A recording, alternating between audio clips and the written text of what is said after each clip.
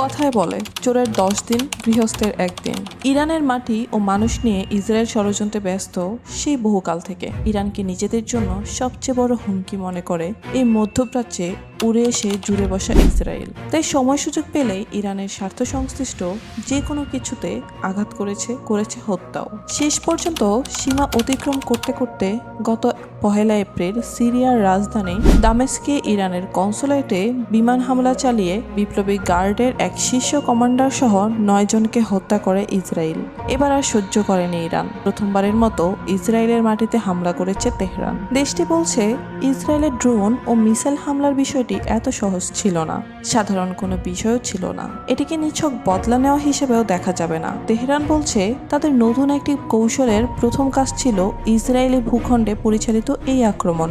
ইরানের কৌশল সফল হয়েছে। চিরশত্রু ইসরায়েলকে একটি পরিষ্কার বার্তা পাঠানোর প্রয়োজন হয়ে পড়েছিল ইরানের জন্য। কথায় কথায় সন্ত্রাসী তকমা দিয়ে আর ইসরায়েলের নিরাপত্তার অজুহাত দেখিয়ে ইরানের স্বার্থে কোনো ধরনের আঘাত বা হামলা সহ্য করা হবে না। ভবিষ্যতে যে কোনো আক্রমণের জবাব হবে সরাসরি এবং শাস্তিমূলক। ইসরায়েল হামাস যুদ্ধের মধ্যে মধ্যপ্রাচ্যে উত্তেজনা বেড়েছে, যা লেবানন, সিরিয়া, ইরাক এবং ইয়েমেনে ইরান সমর্থিত সশস্ত্র গোষ্ঠীগুলোতে টানা হয়েছে।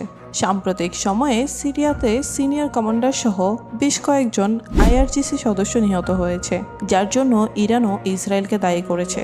1979 সালের ইসলামী বিপ্লবের পর থেকে ইরান প্রায়শই ইসরায়েলকে ধ্বংস করার আহ্বান জানিয়েছে এবং ফিলিস্তিনিদের সমর্থনকে তার পররাষ্ট্রনীতির কেন্দ্রবিন্দুতে পরিণত করেছে। তবে এই পর্যন্ত ইসরায়েলে সরাসরি আঘাত করা থেকে তারা বিরত ছিল, যা আন্তর্জাতিক সম্প্রদায়কে অবাক করে দিয়েছিল। বিশেষজ্ঞদের মতে কয়েক দশক ধরে ইরান এই অঞ্চলে তার প্রভাব বিস্তার করতে এবং ইসরায়েল ও মার্কিন যুক্তরাষ্ট্রকে নিবৃত্ত করতে তার মিত্রগোষ্ঠীর নেটওয়ার্কের উপর নির্ভর করে। ওয়াশিংটন ইনস্টিটিউট বলছে ইসলামী প্রজাতন্ত্রের সূচনা থেকে তেহরান কৌশলগত ধৈর্য নীতি গ্রহণ করেছে। হিজবুল্লাহ নেতা নাসরুল্লাহ, হামস নেতা হানিয়া সহ মধ্যপ্রাচ্যে প্রতিরোধ যুদ্ধের বেশ কয়েকজন শীর্ষ কর্মকর্তাদের হত্যার প্রতিশোধ এবং ইরানের নাগরিক ও স্বার্থ রক্ষার থেকে এটি একটি অবধারিত প্রতিক্রিয়া হিসেবে গত 1 তারিখ রাতে ইসরায়েলের ভূখণ্ড লক্ষ্য করে মিসাইলের বন্যা বয়ে দিয়েছিল তেহরান।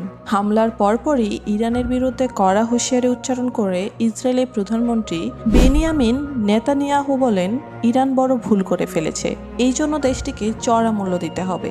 এমনকি ইরানের নাম উচ্চারণ না করেই ইসরায়েলের কর্মকর্তা হুঙ্কার ছেড়েছিল 2 তারিখ রাতেই শক্তিশালী হামলা চালানো হবে। কিন্তু হামলা তো দূরের কথা, উল্টো লেবাননকে নাক গলাতে গিয়ে হিজবুল্লাহর গেরিলা হামলায় 8 সেনাকে হারিয়ে দিশেহারা হয়ে পড়েছে ইসরায়েল। তবে বিশ্লেষকরা সতর্ক করে বলেছেন তেল আবিব সহজে ছাড় দেবে না তেহরানকে। কোনো না কোনো উপায়ে ইরানকে ঘায়েল করার চেষ্টা করেই যাবে ইসরায়েল।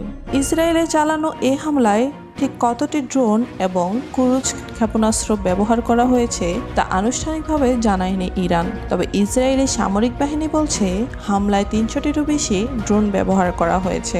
ইসরায়েলি পরিকল্পনাকারীরা সম্ভবত এখন ইরানকে কিভাবে এবং কতটা কঠিনভাবে জবাব দেবে তা নিয়েই বিতর্ক করে সময় কাটাচ্ছে। সেই সঙ্গে মার্কিন গোয়েন্দা উপগ্রহের তথ্য, গুপ্তচর মোসাদ ও ইরানের ভেতরে নিজস্ব এজেন্টদের কাছ থেকে নানা ধরনের তথ্য উপাত্ত সংগ্রহ করছে তেল আবিব। কিন্তু ইসরায়েলের প্রতিশোধ কেমন হতে পারে? দেশটির এখনকার কৌশল হলো একসাথে দুভাবে এগোনো: হত্যা, বিমান হামলা ও প্রতিরোধ, যার মাধ্যমে ইরান ও ছায়াশক্তিগুলোকে বুঝিয়ে দেওয়া যে ইসরায়েলে আঘাত করলে আরো বেশি শক্তি এবং ভয়ঙ্কর প্রতিরোধের মুখোমুখি হতে হবে।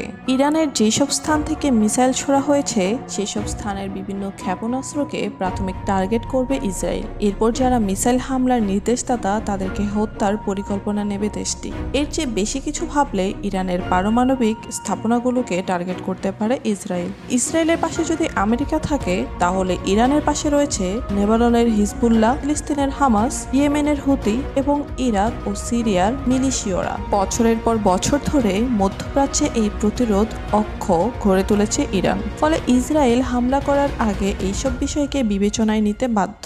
দুর্দান্ত সাহস আর মনোবলের উপর ভর করে গড়ে ওঠা ইরানের বিপ্লবী গার্ড আইআরজিসির রয়েছে দুর্দান্ত নৌশক্তি। এই বাহিনীর সংগ্রহে আছে অনেকগুলো অত্যাধুনিক যুদ্ধ জাহাজ, যেখানে রয়েছে ব্যালিস্টিক ও ক্রুজ মিসাইলের ভান্ডার। মার্কিন 5ম ফ্লিটকে অভিভূত করার ক্ষমতা রাখে ইরানের নৌবাহিনী। ইরান যেমন মনে করেছে যে জুলাইয়ে তেহরানে হামাস নেতা ইসমাইল হানিয়া ও কয়েকদিন আগে হিজবুল্লাহ নেতা হাসান নাসরাল্লাহ হত্যার জবাব দিতে হবে, ইসরায়েলও তেমনি ইরানের সরাসরি আক্রমণ নিয়ে চুপ করে থাকবে না।